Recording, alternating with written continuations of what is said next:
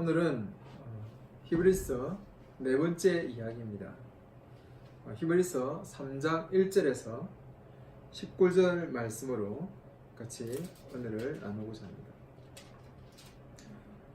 히브리서 저자는 외부적인 고난과 핍박, 그리고 그로 인해서 내부적으로 무너져가는 공동체에 예수 그리스도로 말미암아 주어진 그 계시를 굳게 붙잡고 가기를 소망하는 그러한 메시지를 전하고 있습니다.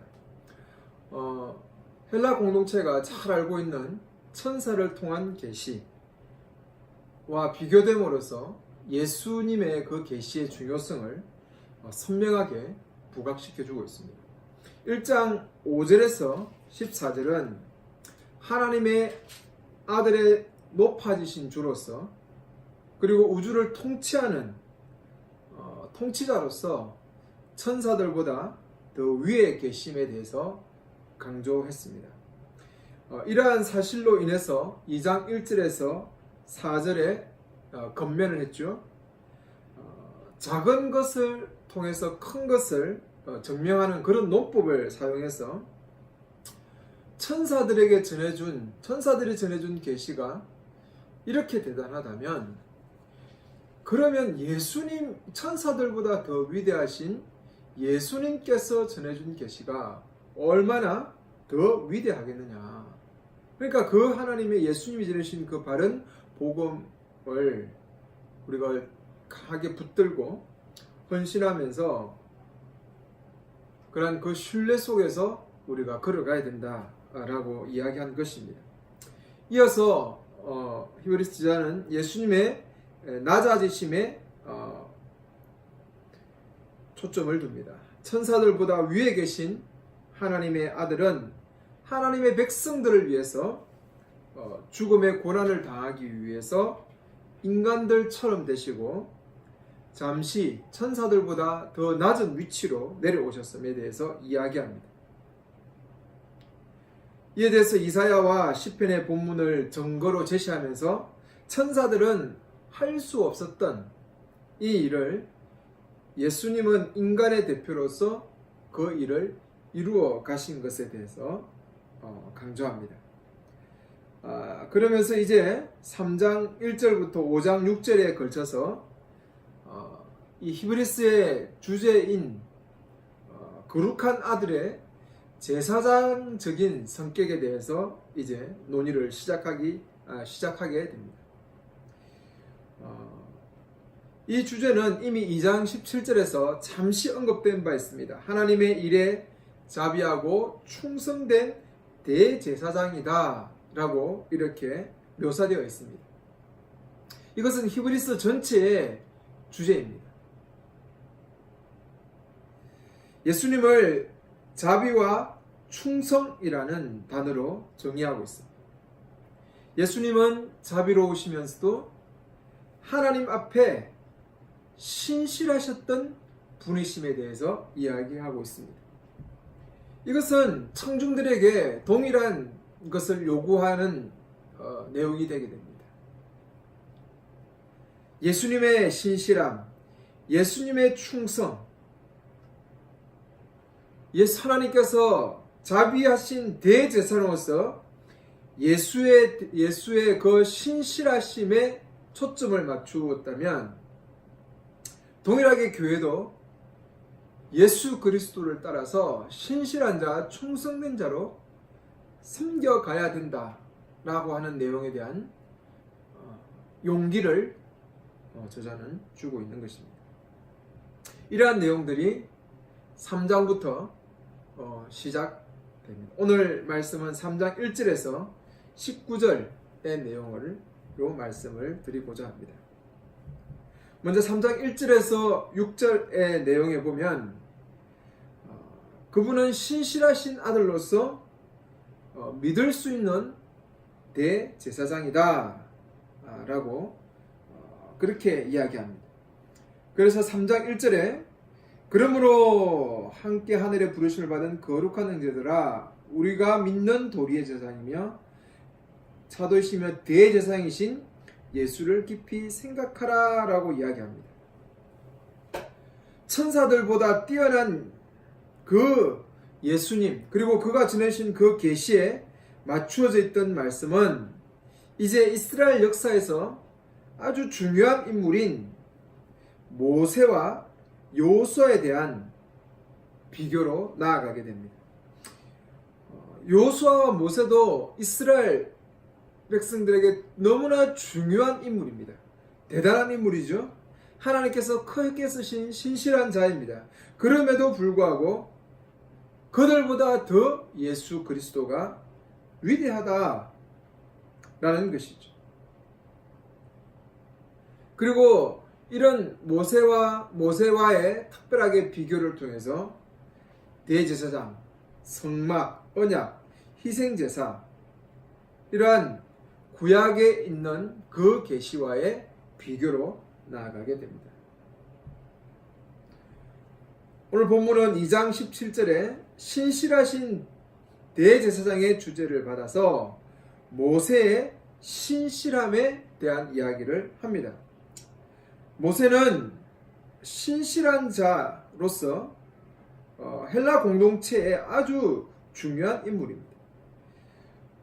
그로 인해서 저자는 모세의 충성을 인정합니다. 그들은 모세에 대한 아주 깊은 존경심을 가지고 있습니다. 하나님에 대한 특별한 계시로 말미암아 하나님과 직접 대면하면서 말할 수 있었던 그런 사람이기 때문입니다. 그래서 필로가 전거한 유대교의 전승에서 모세는 하나님의 직접적인 임재를 항유한 대제사장으로서 존경을 받고 있습니다.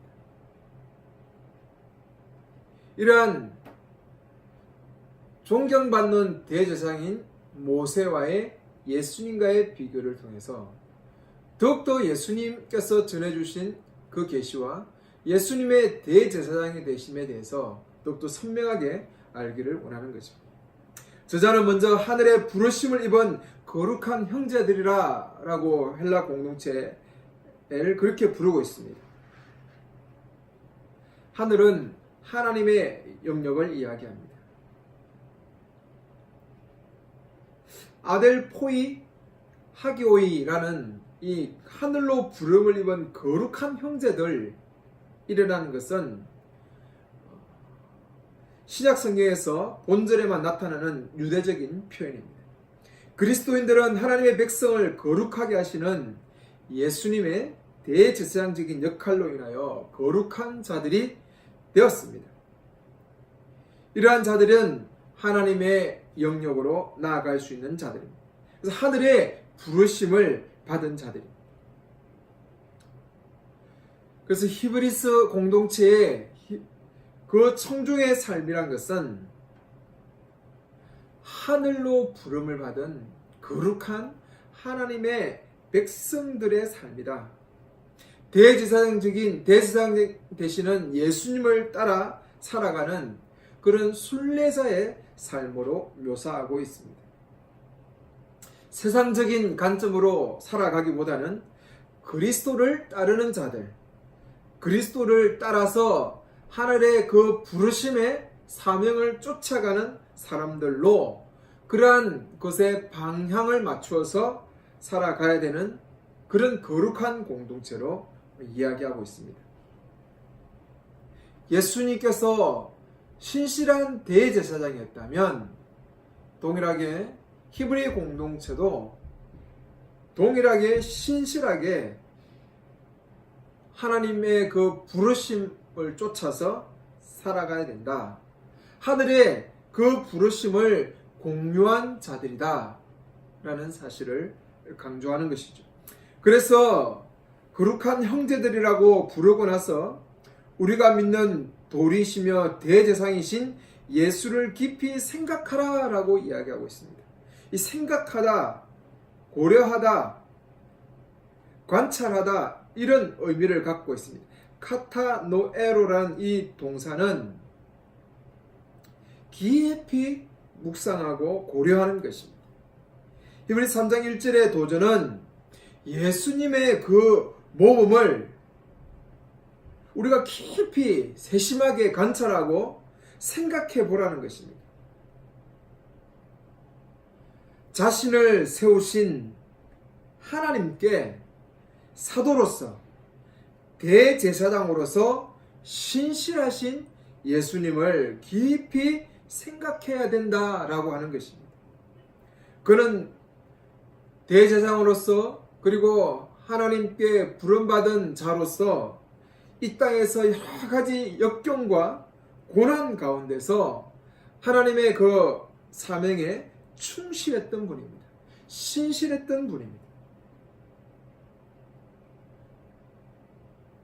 오늘 히브리서의 저자는 그 공동체에게 이런 예수를 깊이 관찰하고 생각하면서 예수님의 그 신실하심을 본받으라라고 이야기하고 있는 것입니다.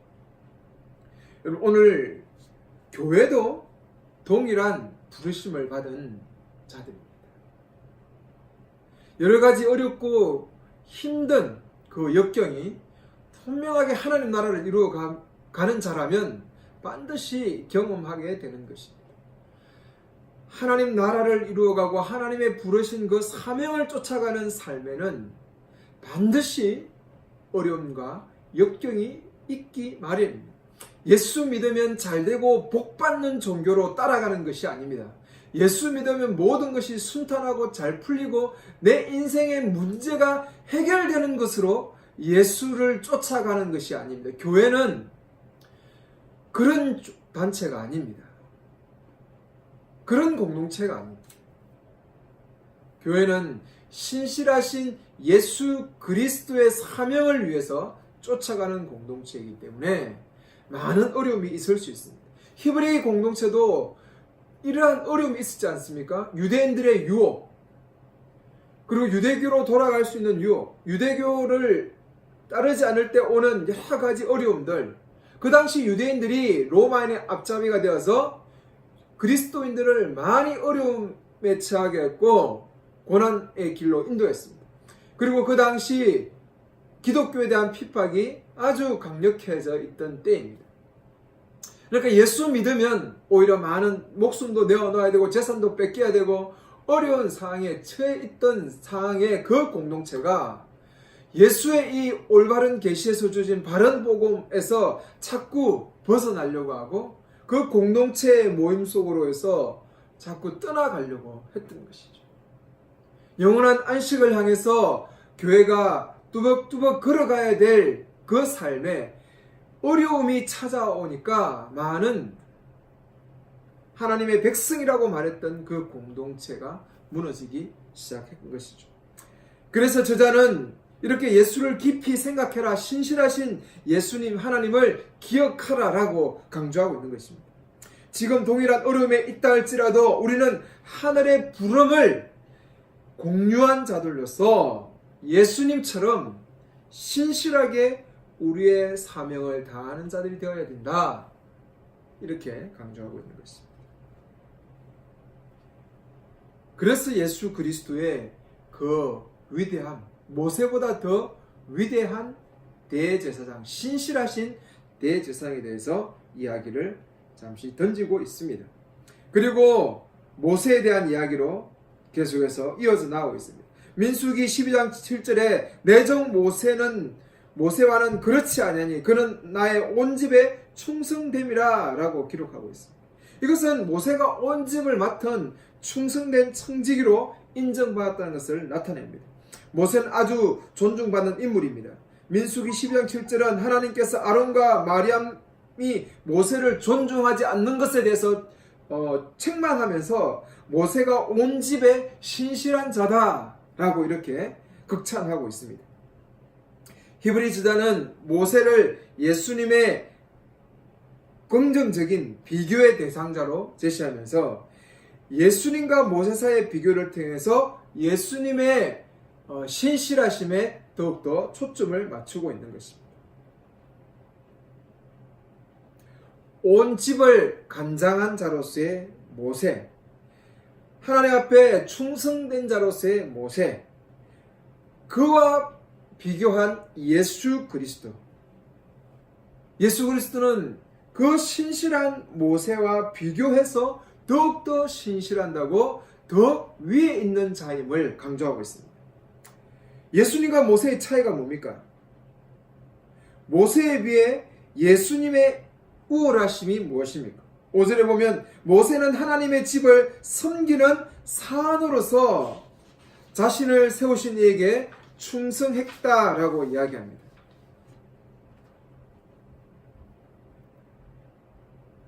그리고 하나님과의 시내산에서 하나님과의 만남을 통해서 그의 얼굴에 하나님의 영광의 흔적을 가지고 있었는데 그 영광은 결국 사라지고 없어질 것에 불과했다라고 강조합니다. 그러나 예수께서는 영광과 존귀로 간을 씌우시고 하나님의 본체이시고 영광과 빛의 근원이 되십니다. 모세에 받은 영광과 예수가 받은 영광은 비교할 수 없습니다. 그리고 모세는 그 집의 사안으로 섬겼다면 예수님은 그 온 집 위에 오히려 아들로서 그 집을 섬긴 것이 되는 것입니다. 모세와 예수님은 확연한 차이가 나는 것입니다. 종과 아들, 집에서와 집 위에서라는 단어를 통해서 대조를 하고 있습니다. 모세는 장래에 말할 것을 전거하기 위해서 하나님의 온 집에서 사안으로 충성하였습니다. 그의 역할과 그의 목적은 아들 안에서 하나님의 계시의 충만함을 얘기하는 후대의 계시를 전해주는 자로서의 역할을 했다라고 이야기하고 있는 것입니다. 그러나 그리스도는 그의 집을 맡은 아들로서 충성했습니다. 모세는 비록 하나님과 친밀한 관계를 맺고 있다 할지라도 하나님의 집에서 종으로 충성한 반면에 그리스도의 아들로서 충성하였다라는 것이죠.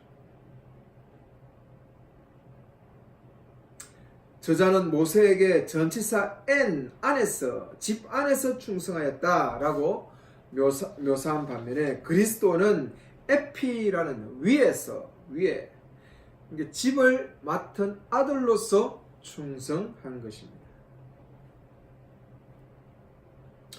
모세에 비해 그리스도께서 질적으로 우월하심에 대해서 분명하게 오늘 본문은 이야기해주고 있습니다. 모세는 하나님의 충성된 종으로서 탁월한 존재이기는 하였으나 본질적으로는 일반 사람들과 다름이 없었습니다. 그러나 그리스도는 집을 맡은 자이며 아들로서 질적인 우월성을 갖고 있는 것입니다. 저자는 이제 모세 그리고 특별히 하나님의 모험에서 청중들의 충실함이나 부족함에 대한 문제로 전환하고 있습니다.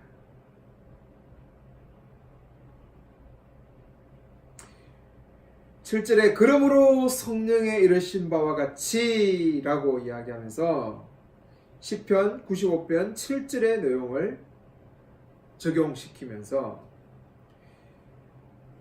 모세보다 더 위대한 하나님 예수님의 이러한 충성됨, 충실하심에 대한 이 부분을 강조하면서 그 예수님을 따라가고 있는 히브리 공동체도 동일하게 이 충실함, 신실함 속에 있어야 된다라고 하는 것을 8절 이후부터 강조하기 위해서 이 내용이 전환되고 있습니다. 우리가 자랑하는 소망과 용기를 끝까지 붙들면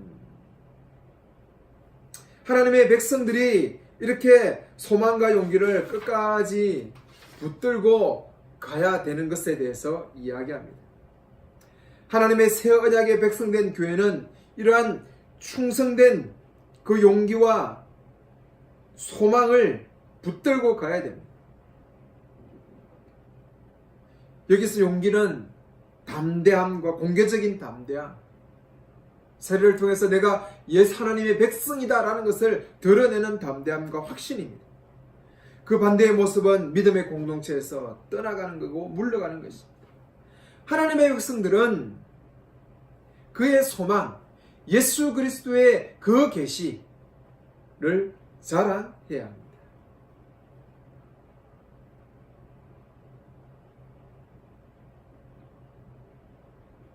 이스라엘 백성들은 그 신실함에서 무너졌던 자들입니다. 그러나 하나님의 백성들은 담대해야 됩니다. 이 담대하다라는 이 파르레시아는 신뢰를 뜻합니다. 파르레시아는 헬라 문화 속에서 헬라 시민들의 상호간의 개방적이고 솔직한 관계를 이야기합니다. 그러니까 개방되어 있는 확신과 담대함의 다른 표현이겠죠. 자랑으로 번역된 카우케마는 자랑하는 행동을 이야기하는 것이 아니라 자랑하는 내용을 의미합니다. 이것은 하나님의 집에서 성도들이 갖는 하나님의 백성된 신분으로서의 그런 자랑스러움을 뜻합니다. 히브리 저자는 청중에게 그리스도인들이 하나님의 백성으로서 하나님께서 복음 안에서 약속하신 모든 것을 성취하리라는 확신과 자랑스러움을 인내 속에서 견고하게 붙잡고 나아가야 된다는 사실을 이야기하고 있는 것입니다. 담대함과 자랑스럽게 여기지 못하면 조그만 어려움과 역경이 오면 금방 그것을 버리게 될 것입니다. 자부심과 담대함으로 예수가 전해주신 이 우월한 계시, 이 우월한 바른 복음을 어떤 환경이 와도 내가 지키면서 하늘의 부르심인 그 소망을 따라서 우리가 걸어가야 된다는 것입니다. 사랑하는 예지양 성도 여러분, 붙잡고 가는 하나님 나라의 복음을 우리가 부끄러워하거나 그 복음을 행해서 갈 때 오히려 어려움과 위기와 어리석어 보임을 부끄러워한다면 우리는 결코 하나님의 충성된 자들이라고 할 수 없습니다. 예지양이 가지는 하나님 나라의 복음, 오직 하나님 나라를 이루어가는 교회 공동체로서의 그 복음, 예수님이 전해주고 바울이 전해줬던 그 공동체로서의 복음, 이 복음이 정말로 예수님의 복음이고 바울의 복음이라는 확신을 갖고 있다면, 여기에 대한 우리의 자부심을 갖고 있다면, 우리가 걸어가는 이 길에서의 외로움과 약함과 연약함과 소수의 길과 많은 사람들이 인정해주지 않은 것과 우리 스스로의 연약함과 경제적인 어려움과 많은 어떤 이런 핍박 속에서도 우리가 당당하게 담대하게 끝까지 신의를 지키면서 우리를 형제라 부르신 예수 그리스도에 대한 그 신실한 신의를 붙잡고 충성되게 우리가 용기를 가지고 자부심으로 흔들림 없이 우리도 이 길을 당당하게 걸어가 줘야 되는 것입니다. 그래서 우리가 소망과 확신과 자랑을 끝까지 굳게 잡으라 라고 이야기하고 있습니다. 우리가 이런 확신과 자랑을 끝까지 잡고 있으면 우리는 그의 집이라 라고 이야기했습니다. 바로 우리가 예수 그리스도의 한 형제되고 한 공동체이고 한 부르심을 받은 자들로서 하나님의 그 집에 속한 형제들이라 라고 그렇게 칭하고 있는 것입니다. 그러면서 히브리 저자는 이제 두 번째로 경고장을 던지고 있습니다. 하나님의 말씀을 믿는 것을 거역하는 것에 대한 어려움입니다. 7절에서 설교자는 모세와 예수의 긍정적인 사례에서 불순종 때문에 강야에서 실족하여 타락한 불신앙의 그런 이스라엘 백성들의 부정적인 예로 방향을 전환하고 있습니다. 히브리서의 주요 주제는 히브리 청중들이 강야 시대처럼 구속과 안식, 약속과 성취 간의 지극한 경험의 긴장을 하나님의 백성들이 동일하게 갖고 있어야 되는 것입니다. 구속의 이 목표에 도달하는데 강야의 시대가 비극적인 실패를 이룬 것에 대해서 이 히브리 공동체는 그것을 닮아가서는 되지 않습니다. 이미 시편 95장 7절에서 11절에 인식되었고 그 시편을 해당과 교회 공동체에서 회중을 예배로 부르기 위해서 사용할 때마다 이 내용이 이야기되었습니다. 오늘날 너희가 그의 음성을 듣거든 노하심을 격동할 때와 같이 너의 마음을 강팍하게 하지 말라. 가데스에서 이스라엘 백성이 하나님의 신실하심 앞에서 무너진 것입니다. 하나님의 말씀, 예수 그리스도에 전해주신 그 바른 복음의 계시를 굳게 붙들고 믿음으로 나아가라는 것이죠. 그래서 저자는 우리가 확고히 붙들지 않는다면 우리가 그리스도의 집의 일원이라고 여길 수 없다라고 이야기합니다. 그러므로 우리는 구약 성경의 단락의 훈계를 유념해야 된다고 말하는 것입니다. 오늘날은 바로 이 역사의 전개의 신선한 바로 이 순간을 이야기합니다. 바로 오늘날 지금 이 상황 속에서 순종이냐 불순종이냐 믿음이냐 불신앙에 따라서 우리의 삶의 운명이 결정된다는 것입니다. 먼저 저자는 소극적인 겉면으로 불신앙의 악한 마음을 갖지 말라라고 이야기합니다. 그리고 이러한 배교의 위험에서 피하기 위해서는 내 개인적인 강성함도 필요하지만 시편 95편을 인용하여 청중들 하여금 신앙을 보존하라라고 이야기합니다. 바로 이 파트너십, 예수 그리스도 앞에서 고백했던 이 고백을 다시 한번 생각해 보면서 흔들리지 말고 고수하라. 예수 그리스도에 대한 충성과 인내로서 이 약속과 안식에 대한 소망을 굳게 붙잡으라고 이야기합니다. 그러면서도 어떤 개인적인 그러한 결단만 아니라 공동체 구성원들의 상호간의 돌봄과 관심을 촉구합니다. 그래서 공동체적으로 서로 격려하라는 것입니다. 격려의 내용이 뭡니까? 완고해지지 않도록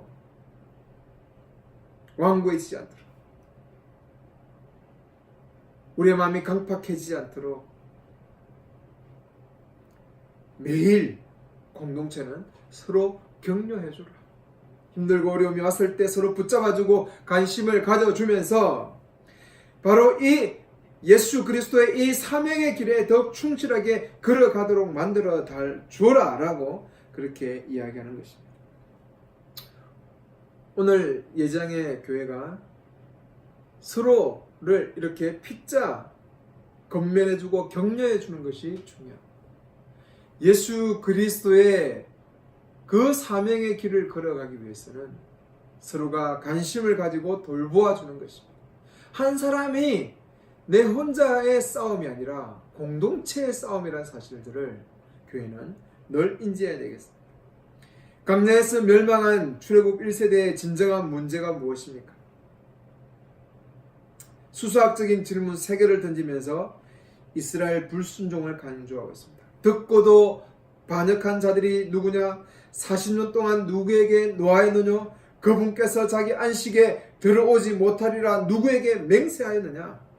이 3개의 수사학적 질문이 이어져 저자는 이제까지 인용하여 수신자들에게 제시한 이스라엘 광야의 40년 생활을 결론 맺고 있습니다. 이스라엘이 안식에 들어가지 못한 이유는 바로 이 불신앙 때문이다. 믿지 아니함으로. 아피스티아. 믿지 아니함으로.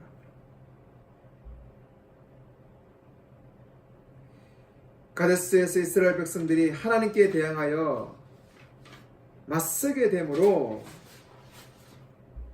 바로 이러한 비참한 결과를 맞게 되었다는 것입니다.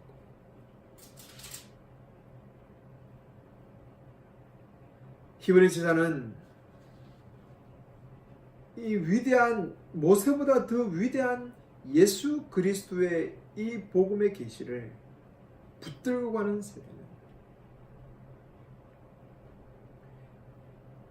우리 앞에 있는 신실하신 대제사신 예수님처럼 모세보다 더 위대한 아들로서 집을 섬긴 그 예수님처럼 우리는 소망과 이런 확신을 끝까지 잡고 굳게 잡아서 걸어가야 된다는 것입니다.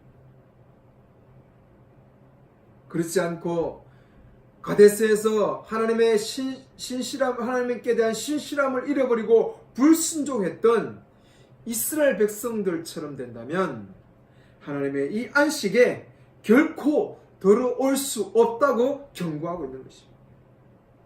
이와 같은 역사적인 사실에 대한 상기는 본세의 수신자들이었던 유대 그리스도인들로 하여금 깊은 인상을 남겼을 것입니다.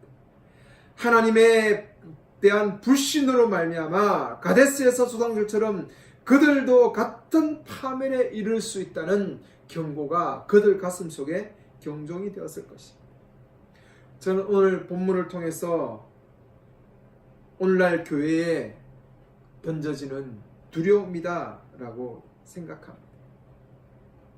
교회도 신실한 집단이, 신실한 공동체가 되고 하나님의 언약을 이루어가는 이 하나님 나라의 복음을 굳게 붙들고 걸어가야 됩니다. 자기가 잘되고 내가 복받는 것이 기독교의 그런 진정한 복음이 아닙니다. 그것은 잘못된 복음입니다. 오늘 교회가 얼마나 이런 복음을 전하고 있습니까? 예수 믿으면 잘되고 예수 믿으면 고난 속에서도 우리가 회복될 수 있다라고 수없는 말들로 성도들에게 위로하고 격려합니다. 그러나 그것이 진정한 예수 그리스도가 전해준 우리의 복음이 맞습니까? 오늘 왜 교회가 이렇게 많이 연약한 교회가 되었고 성도들이 자기 이기주의적인 신앙에 빠져 있습니까? 그것은 바로 예수가 전해준 이 하나님 나라의 복음을 제대로 붙들지 않았기 때문입니다. 예수 믿는다고 잘 되는 것 아닙니다. 예수 믿는다고 복 받는 것 아니에요. 성경은 그렇게 이야기하지 않습니다. 예수 믿고 걸어가는 그 길은 정말 힘든 고난의 길이 될 수 있다라고 이야기합니다. 좁은 길입니다. 그 길로 찾는 자들이 많지 않다라고 이야기합니다. 그럼에도 불구하고 하나님 나라를 이루어가는 이 교회 공동체의 사명은 너무나 힘들고 어렵지만 자기의 자존심을 내어놓고 십자가에 자기를 희생하신 예수의 그 희생, 자기의 죽음을 인정하면서 걸어가야 되는 그 복음이지만 우리는 이 복음을 붙들고 갈 때 약해지거나 하나님을 경록케 하고 하나님의 그 신실하심을 잃어버릴 만큼 우리가 좌절하고 방황하고 물러서는 자들이 되어서는 안 될 것입니다.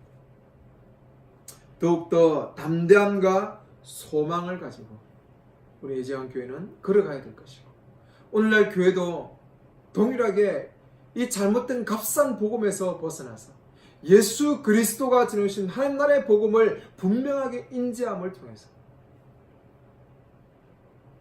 십자가에 죽으신 예수 그리스도를 따라 우리 자신을 희생하고 내려놓고 공동체가 더욱더 하나님 나라의 모습으로 견고해지도록 서로를 섬기며 서로를 격려하며 이 교회가 하나님 나라를 이루는 그 놀라운 사명의 길에 끝까지 걸어가는 이 성도님들이 되기를 간절히 원합니다.